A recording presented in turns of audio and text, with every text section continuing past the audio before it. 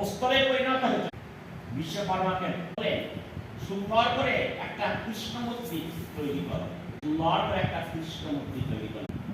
অগ্রদেবের গোপীনাথ তার অভিষেক কে করে? মহাদেব যেমন জয়দেব গীতগোবিন্দ রচনা দেহি পদ পল্লবরা লিখতে পারছেন না, কারণ স্বয়ং ভগবান সরস্বতী পূর্ণময় ভগবান, সে একটা আহিনী মালিনী রমণীর চরণ ধরবে, ওর দ্বারা তো হবে না, পারবে না। তখন ভগবান নিজেই জয়দেবের রূপ ধারণ করে গিয়ে দেহি পদ পল্লব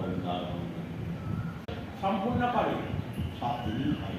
তাই ওই মহাপ্রভু নিজে ঘন্টা বাজিয়ে কৃষ্ণের অভিষেক করছেন। মহাপ্রভু স্নান করালেন গোপীনাথ, যে নামকরণ করলেন, এর নাম হলো গোপীনাথ। সেবার দায়িত্ব থাকলো, এই গোপীনাথের সেবা করলে আমার সেবা করে যে সুখ যে আনন্দ পাবে, এই গোপীনাথের সেবা করলে সেই সুখ সেই আনন্দ